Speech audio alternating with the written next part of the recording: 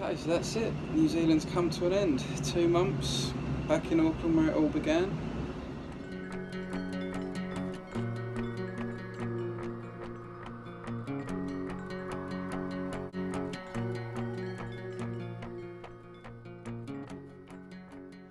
I had a list of things to do when I came out here, like skydiving, doing some walks. I've pretty much done everything apart from one walk, which was the Tongariro crossing, which I came back to do in Taupo, but unfortunately the 2 days we were there, the weather was just appalling. There was just no point doing it because you wouldn't have seen anything. And then obviously today, the day we're leaving, we came back to Auckland. As you can see, beautiful sunshine, and it's been amazing to do it, so it just gives me an excuse to come back to New Zealand one day. Right, so New Zealand's 2 islands. You've got the North and the South Island, and I personally would recommend the South Island as being the better island. That's just what I preferred. It's just, the mountains are incredible. There's a few mountains on the North Island, but it's just not the same. Okay, favourite places that I went to, like towns, probably got a few.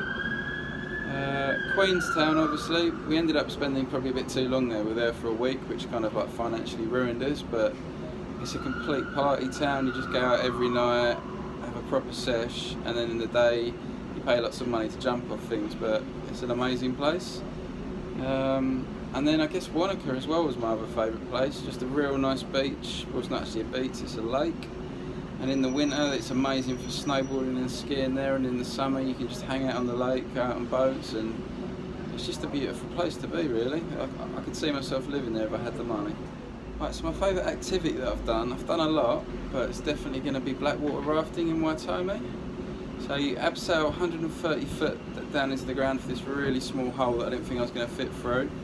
Then we did a death slide with all glowworms lighting up the ceiling. Then we got these giant black rings and we just floated around. We were down there for about 5 hours, but something I never thought I'd like doing, going through really small gaps underground, but I really enjoyed it. And then to end it off, we had to climb up 2 waterfalls, and yeah, that was definitely the best thing I've done. Right, my favourite evening / day in New Zealand was the day that we went to Hot Water Beach.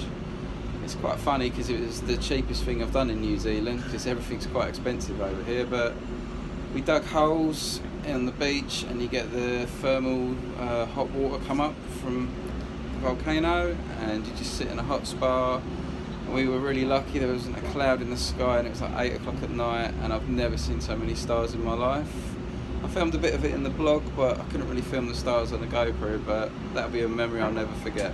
So I decided to get around New Zealand by using the Kiwi Experience, which is a hop-on, hop-off bus service. And if you're a solo backpacker and you're looking to meet people, I can say it's probably one of the best ways to get around.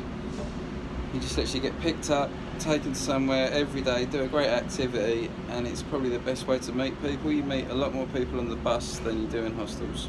Alright, another surprise for me was we ended up going to Nelson, and when we first drove through Nelson on the Kiwi Experience, we just went along a little bit the seafront, and it didn't really look like there was much there. But on the way back we went to meet our friend Jen, because she's been there for a few weeks, and it's actually quite a big place, but you just don't see it when you come into town. And yeah, I ended up staying there quite a while, and really nice place, and it also gets more sun than anywhere else in New Zealand, so that's how I got a suntan in New Zealand.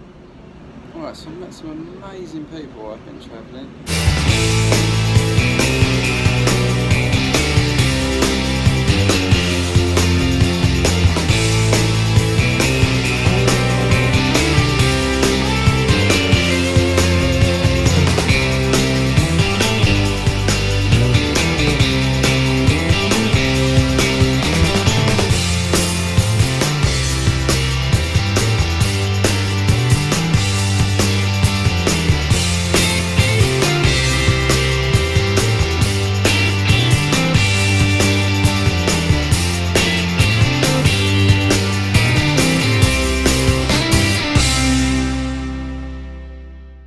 Christine's going to do a little dance for us.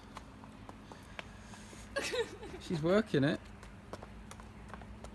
It's like one of my biggest concerns before coming as a solo backpacker, that I wouldn't meet anyone, but I've just met people from all around the world, and yeah, if you do come travelling, it's a great way to meet people. Hey, a bit of advice for anyone thinking to come into New Zealand for a little while: bring twice as much money as you think you're going to need, because it is very expensive.